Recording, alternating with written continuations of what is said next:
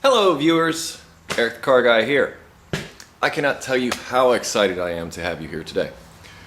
Well, I can. I'm really excited to have you here today. The reason why, I don't often see this anymore. This is kind of an old school thing. I see it on occasion, but they've kind of done away with this style of hub assembly, if you will.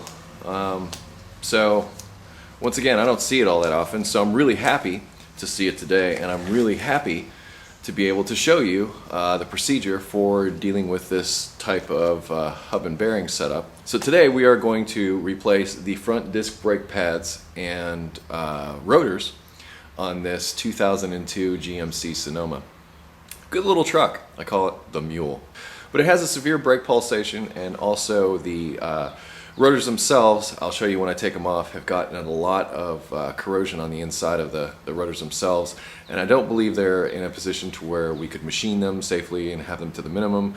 Aside from that, I like putting nice shiny new parts on things whenever possible. So how does something like this get started? Well, you're driving down the road, and sometimes you're not applying the brakes, but sometimes you are hearing the brakes, and you might hear something like this. Hear that? Okay, so what's making that noise? See this little piece of metal right here that's sticking up off the brake pad?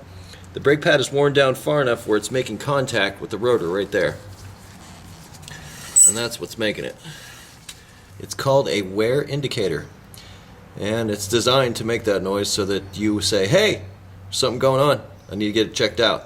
Now I think trucks are nice because they have a full frame up underneath them. And it's real easy to slip a floor jack in and pretty much jack it up on the frame. You don't need to get this up in the sky, you just need to get the wheel off the ground. That's it. There's this little notch that you can just slide your screwdriver in and pry off a little bit. Probably have to go around the outside because these are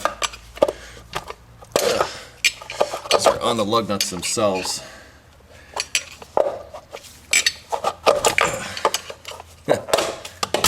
There we go.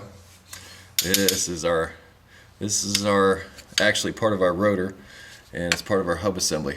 Now I can go ahead and remove the lugs. If you got your tires up in the air, it's probably not a bad idea to give them a shake this way and a shake this way. But on this type of bearing, there's going to be some play, so take that into account. And this makes a great place to put those lug nuts. Now when I do this, I like to put the key in the accessory position, where the key is, the ignition isn't on like it is there, and I'll turn the wheel the opposite direction, and I'll turn it all the way this way so I can get a better access to the brake assembly. Shush! Now, in the interest of safety, this is still the frame of the truck. I'm just going to put a jack stand under the frame during this procedure, just in case. Alright, now I've been asked about this in a couple of other videos. Here's a brief view of the tools that I'm going to be using. This was to get the hub off. This is for the bleeder valve. You've seen this guy before. And also my brake clean. Here's an Allen wrench. I'm going to show you two methods because not everybody's going to have what they need. In fact, I've only got metrics. This is a T9. But I know this, if you don't have a nice 3/8 socket for an Allen, then you can use these, and I'll show you how. You're going to need a chisel, a hammer, a 3/8 inch ratchet. You know what this is for. And also, it'd be great if you had this, which is a bearing packer. Oh yeah, and don't forget, lots and lots of rags. Alright, step one for me is going to be getting this caliper off here. Bleeder valve's back here on this one. Just going to take that little cover off. Set it someplace where I'm not going to lose it. Now I personally think it's easier to push this piston back with this still on the car going through here. You can remove the caliper assembly, use a pair of channel locks or a C-clamp and a block of wood, whatever your preference is as far as pushing the piston back. I just prefer to clamp off the brake line with my special needle nose vice grips here. I prefer to do this because I don't like for two reasons forcing fluid back into the master cylinder. The first reason is, as brake fluid gets low, people top it off. And as brake pads get low, brake fluid gets low inside the master cylinder. So if the brake fluid is low in the master cylinder, somebody tops it off, and you go to push this piston back in, there's going to be a bunch of brake fluid coming out of the master cylinder and then running down the inside of the firewall and everywhere else. Brake fluid eats through paint. It'll kill a paint job, number one. And number two, the seals in a master cylinder are designed to go in one direction. If you force the fluid back in the opposite direction, I'm not saying it's going to happen every time, but it could ruin those seals, thus ruining the master cylinder. So you could be starting out just replacing brake pads, and at the end of the day you end up replacing a master cylinder. That would be a bad day indeed. I'm not saying that's going to happen every time. I'm just saying I do it this way as a precaution because that has happened. Now this, why don't I just give you a close-up. Put the wrench on first. And come on in with the catcher. It's on there. I'll take the bottle and put it someplace where it's happy and not going to fall. There you go. Just going to take my bottle, lay it over here in the suspension. Alright, now that I've got that all ready, line's crimped off, this is in place. I'm going to knock this bleeder loose.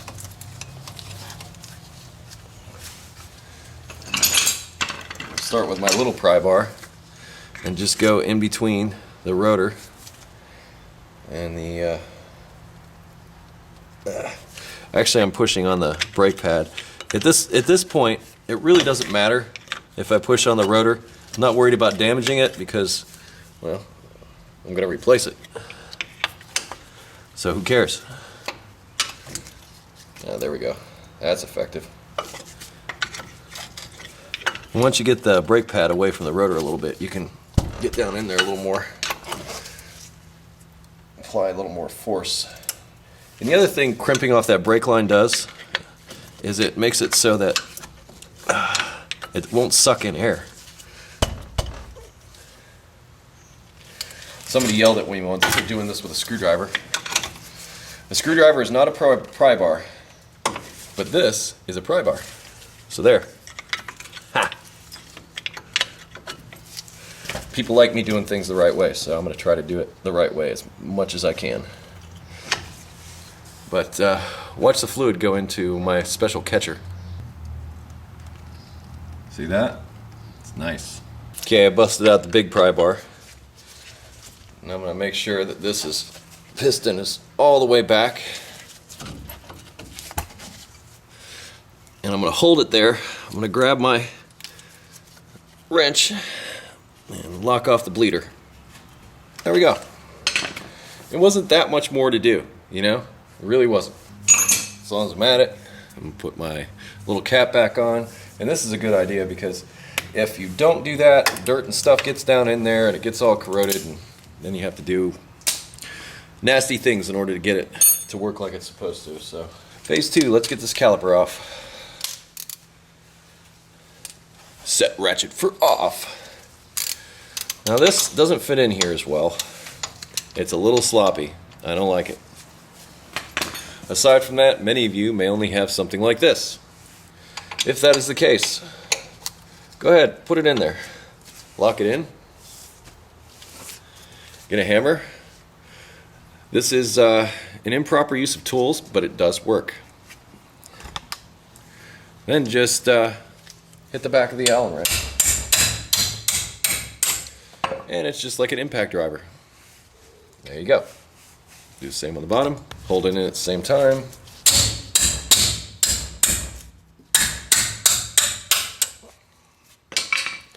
And there you go. Gonna ratchet it now.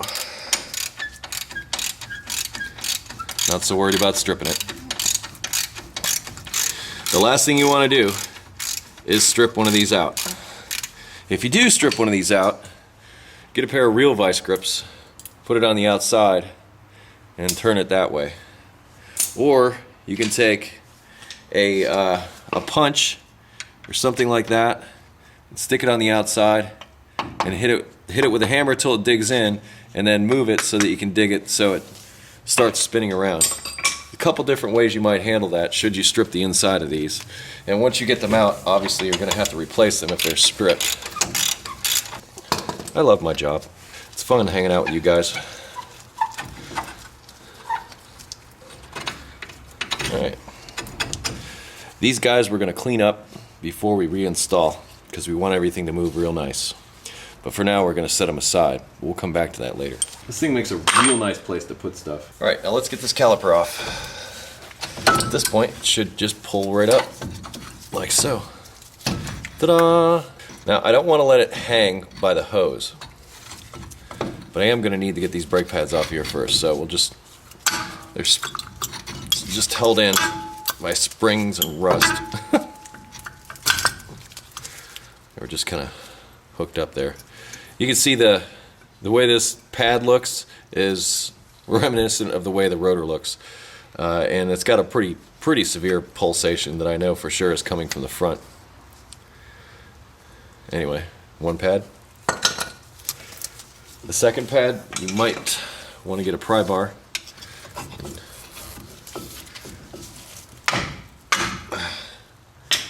Hit it with a hammer. Not the back of your pry bar. That's improper use of tools. Remember that. And there we go. We can just discard these guys.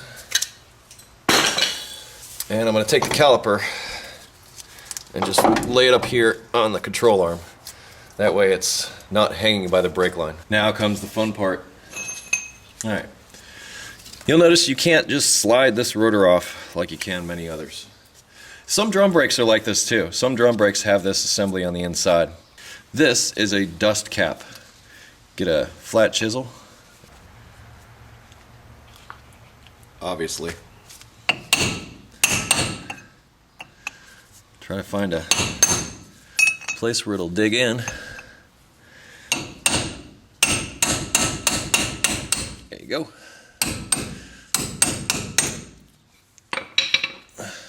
Ew. I did say you needed a bunch of rags. You'll notice the cotter pin. You want to get it out. Looks like it's bent. Yeah. Once you get the head out, you can grab onto it.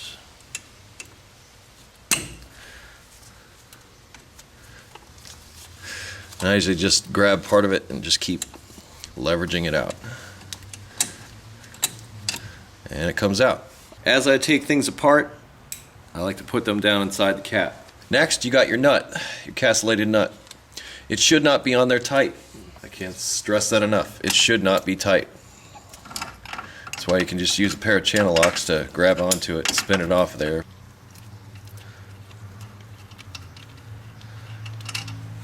Go. If you have a little magnet here, it makes it really handy. Ooh, all came right out. That is your bearing that just came out of there. This type of bearing is called a tapered roller bearing. Why? Because it's tapered and they are roller bearings. They're not shaped like balls. These are the actual bearings here. Grab this guy real quick. But I got something to show you. If you just pull this off right now, you'll notice on the back side there's still a bearing in there. We need that. We want that back. And it's behind a seal that's right here. So how the heck do we get that out of there? You see how yucky this rotor is. I'm going to show you. Stick it back up on that spindle. Remember that nut I told you to get? Let's take that nut,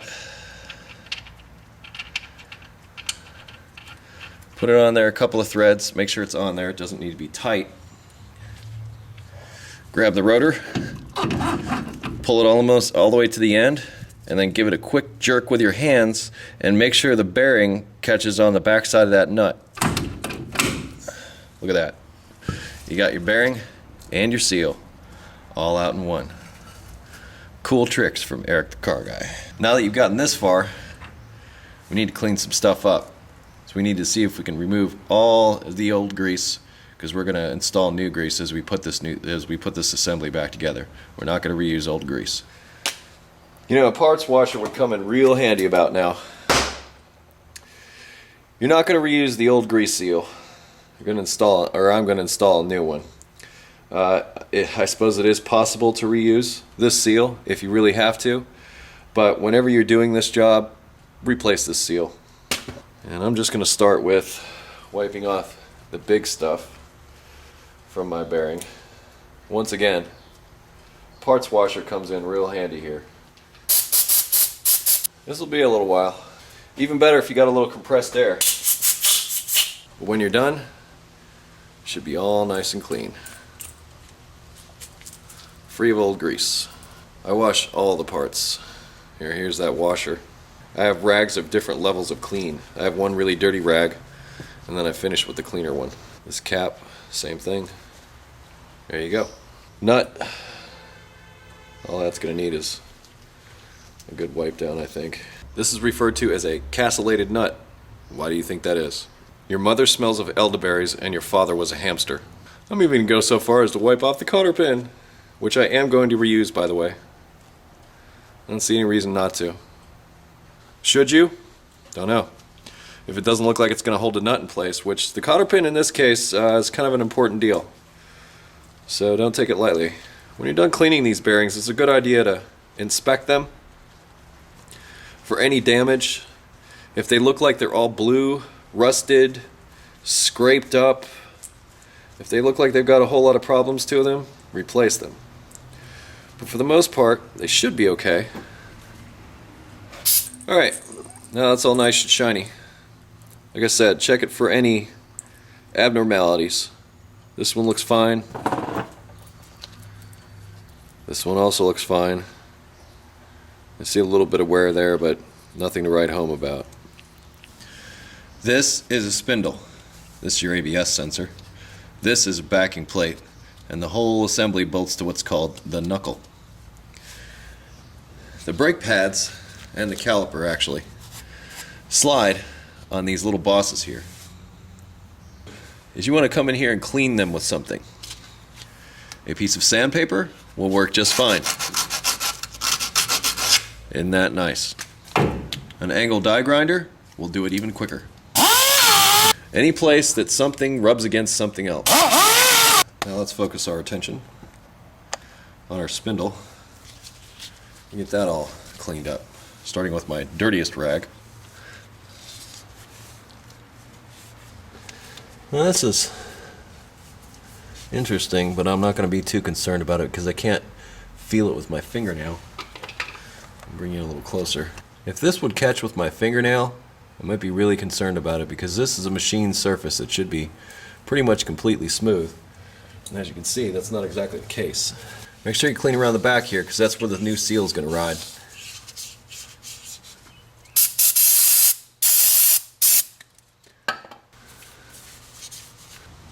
Ta-da!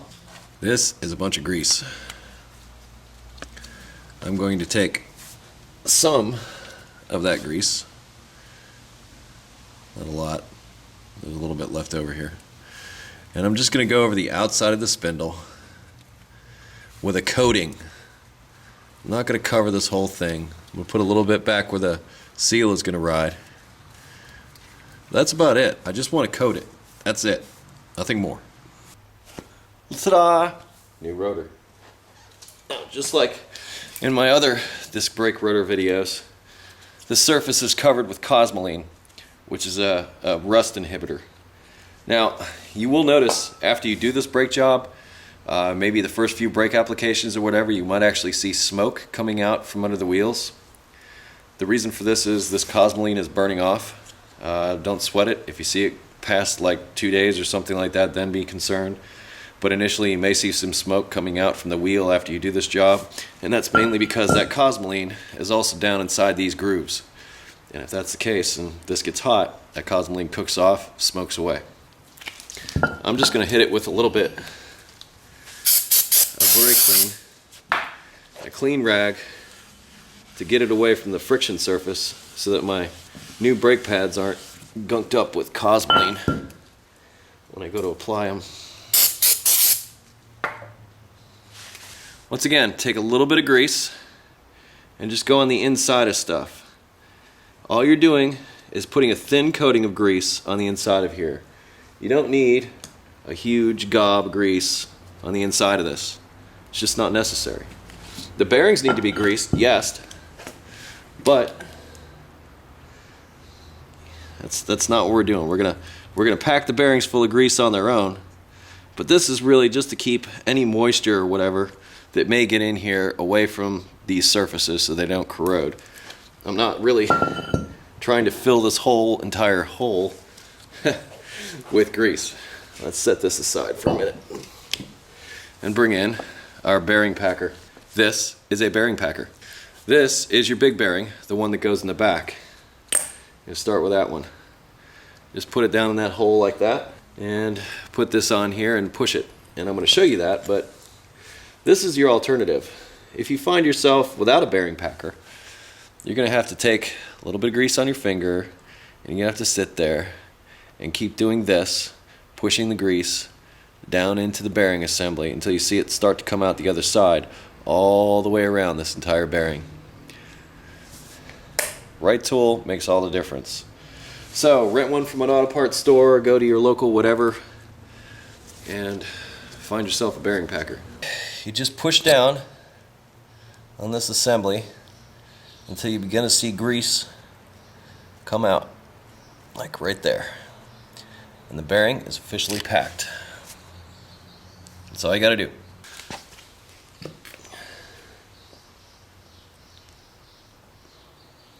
As you can see, my bearing is nicely greased inside and out. All the way through, all the way around, evenly, with new grease. Alright, now you can take your freshly greased bearing, drop it into the rear brace here, clean up around the outside a little bit.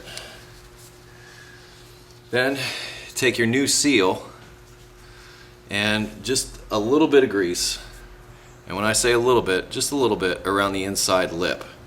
This will make it so that the seal isn't installed dry on the spindle.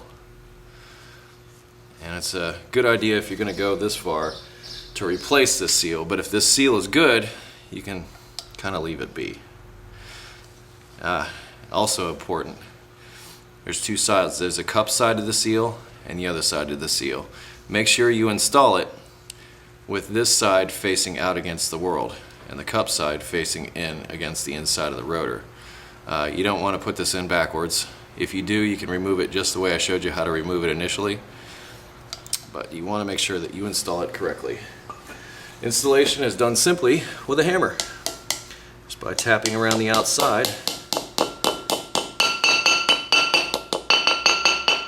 till you hear that sound, and you're done. You can go ahead and put the rotor back on the spindle very carefully. You'll have to push the seal over the back there a little bit. Now for your front bearing.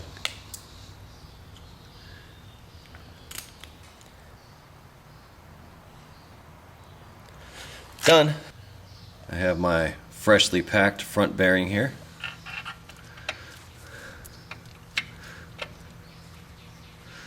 It needs to go on straight. There it is. Next comes the washer, and it's got that little tooth in it that lines up with that groove. Next comes the nuts. Channel locks once again. This is what I like to do. I'll take it down, I'll see it when it's snug, but I'll spin it and keep doing this. And what this will do is it'll seat the bearing and bring it down till it just starts to get snug, and stop. Once you've got it snug, and I mean snug, if you start to feel it tighten, back it off, but you're going to look for where the cotter pin goes through. And you don't want it tight. You'd rather go loose than tight here. If you tighten these, you'll kill them. Right about there seems good. You want just a little bit of free play in these things. That's why I said earlier, if you grab a tire on one of these kind of bearings, The bearing's not bad, it's probably set up perfectly. But you just want just a little click when you've got everything bolted back together out of that bearing, when tapered roller bearings are on there and on there right. Once you've got that, you can slip your cotter pin back in. Not a bad idea to replace the cotter pin, but in this case I don't think you have to. It's not really exposed to a lot of stuff that's going to cause it to corrode. Plus, this is a really nice copper one.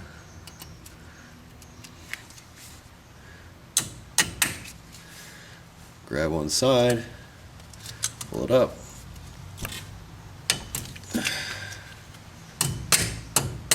Make sure it's locked into place. And quite simply, take your dust cap, put it back into place, tap it down.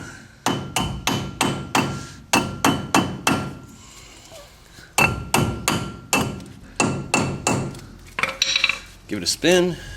Yeah. Remember your pins? I'm going to clean them up with my wire wheel.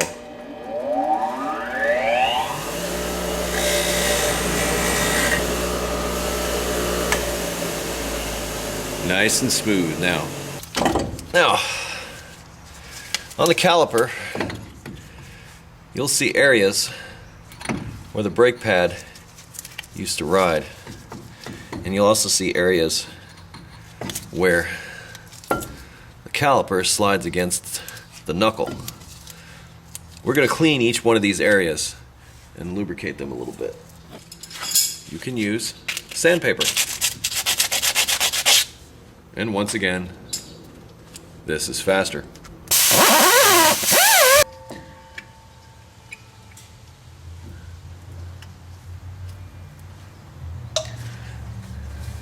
Now, I use silicone paste in these holes because there's rubber bushings in here.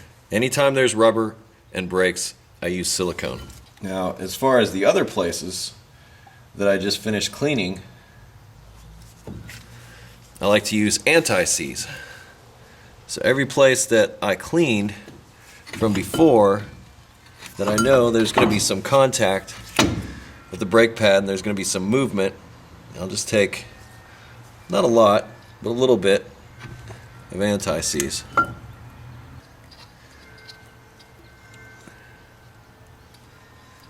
There we go. Now, brake pads. My old brake pad, inner brake pad, had the indicator on this side. I would like to put it back together with the indicator in the same position. The opposite side has the indicator on another side. So, this is my wear indicator, and that's what I'm going to use. That's what I'm going to try to make sure that it's in the same spot. Now this doesn't have, or these particular brake pads don't have the clips that hold it in. You need to get this off of the old pad to put on the new pad. So I take a screwdriver and slip it in behind here and just sort of twist back like that and remove that part of the clip. Discard the old pad, grab the new pad, take the clip,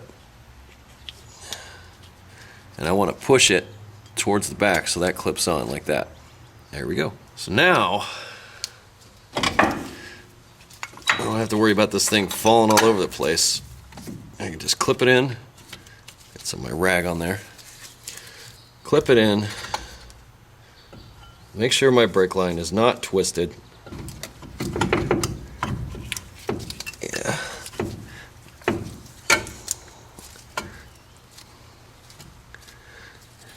And I think I know what's happening. And that is that these little bushings on the top and the bottom are keeping it from going on. They do move. So let's move those back.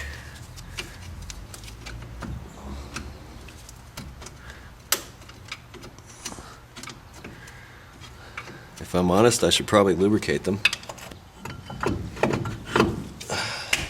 Slide it on there. There we go. That's the thing about anti-seize. You get one little bit somewhere, it gets everywhere. Everywhere. Now my new pins, I'm not going to put anything on them. I'm just going to put them through. Nothing at all. Well, I'm noticing that the brake pad makes contact back here. I noticed that the brake pad makes contact with a pin right there. So I'm just going to put a little bit of lubrication where the brake pad touches that pin. I mean, just a little bit. On both the top and the bottom.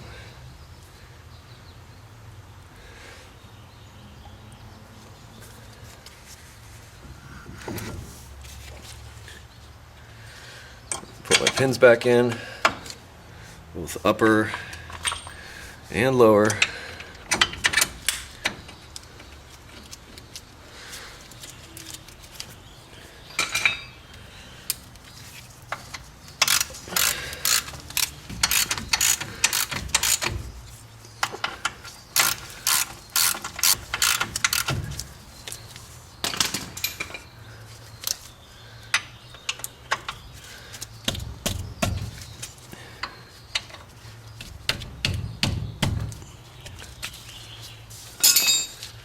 Ta-da! A thing of beauty. Okay, you're all done putting these brakes on. There's one more thing I want you to do. In other words, you're done doing the other side, you put it all back together, you're all happy because you did a great job, and now you're going to go and take it out for a test drive. There's one last thing I want you to do before you pull this thing out of the shop. Now before you back this up, I want you to pump the brake pedals up, or before you back it up or pull it forward, I want you to pump the brake pedal a number of times in order to seat the brake pads before you ever start the car. If you don't do that, you're going to step on the brakes and nothing will happen. It will just keep on going. This would be bad. This is how you prevent that. One last thing. After you're done pumping up the brake pedal, come on down or go to the master cylinder and top it off with some fresh brake fluid. Can't tell you how happy I am we got a chance to do that one today. Tapered roller bearings have been a standard for many years, but as I said, me personally, I don't see too many of them anymore, so it was really great that I saw that today. I get really excited if I got some four-wheel drive rotors and bearings for you to do. Those I have some different types of, those are all different, all kinds of fun. Sometimes require special tools to mess with, sometimes you have to get creative. If those come in, I'll be sure to let you know. But that was tapered roller bearings and front disc brakes. Same thing goes on the other side, just repeat the procedure. I don't need to show you the thing all over again. I'm really happy you're here, really happy you're watching. I'm grateful for each and every subscriber. If you are inspired by this video, to hit the little yellow button. Thank you very much in advance. I'm Eric the Car Guy. You can always visit me at EricTheCarGuy.com for new and exciting things that I will throw your way on occasion. I love my job. Stay dirty.